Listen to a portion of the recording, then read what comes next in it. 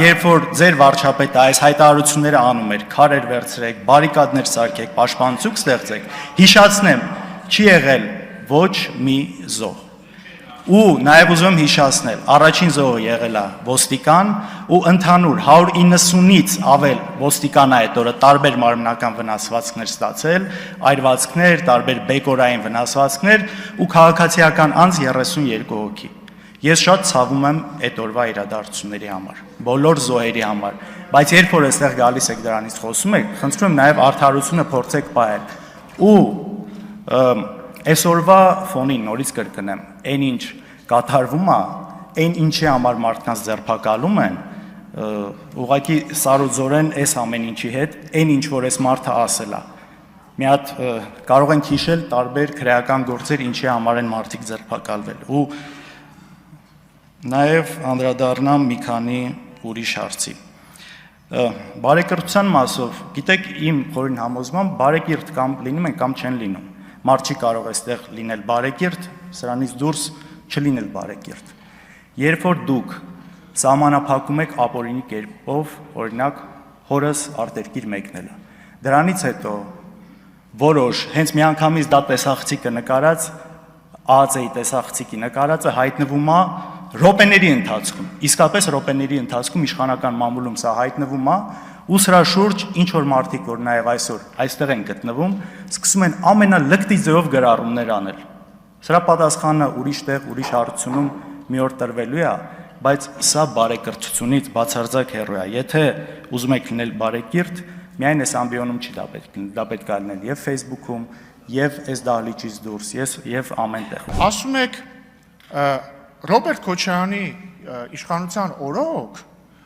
տնտեսական ցուցանիշները, բոլոր ցուցանիշները այնպեսի լավն են եղել, որ ես հպարտանում եմ։ Ձեզ մի հատ ցուցանիշ ասեմ, դուք եկեք իրար հետ մտորենք։ Արժի հպարտանալ դրա համար, թե չէ։ 1998 թվականին, երբ որ Ռոբերտ Քոչարյանը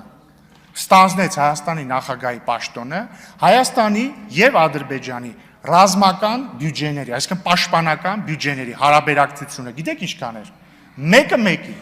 այսինքն նույնը, ինչքան Հայաստանի բյուջեներ, այնքան Ադրբեջանի բյուջեներ։ Եվ ուշադրություն, այդ թվին բնակչության տարբերությունը մոտարապես կրկնակի էր, Հայաստանը մոտ 3 ու մի քիչ,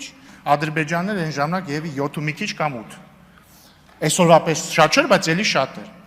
Մեկը մեկ էր։ 2008 թվին այն նույն ժամանակ են հատուկ ջոկատայինները, որ մտան առավոտվա 6-ին մարդկանց ծեծեցին, հետո մարդկանց սկսեցին դատել։ Հարաբերակցությունը գիտեք ինչքան էր ռազմական բյուջեների։ Մեկը 5-ի։ Ադրբեջանի ռազմական բյուջեն 5 անգամ գերազանցում էր Հայաստանի ռազմական բյուջեն։ Բայց այդ տարիներին կա մեկ այլ բյուջե, որի հարաբերակցությունը աճում էր իօքուտ ձեզ, պարոն Քոչարյան։ Դա ձեր ընտանիքի եւ Հայաստանի մյուս քաղաքացիների ընտանիքների բյուջեների հարաբերակցությունն էր, որ ես չգիտեմ, ինչ դժվարանում եմ ասել, ինչ էր, մեկը 10-ի, մեկը 20-ի, մեկը 100-ի։ Ուզում եք օրինակ իմ եւ ձեր բյուջեների հարաբերակցությունը ասենք ձեր ընտանիքը հավաքական ունի $200 միլիոն, մերը չունի ոչ մի $1 միլիոն։ Այս այդա հպարտանալու թիվ է, իրոք կարող եք հպարտանալ դուք, չգիտեմ, մի քանի հազար անգամ հարուստ եք ավելի։ Ես իրոք չէի ուզում միջամտել այս բանավեճին, բայց պատմական ճշմարտությունները չի կարելի կեղծել։ Ինչ վերաբերվում է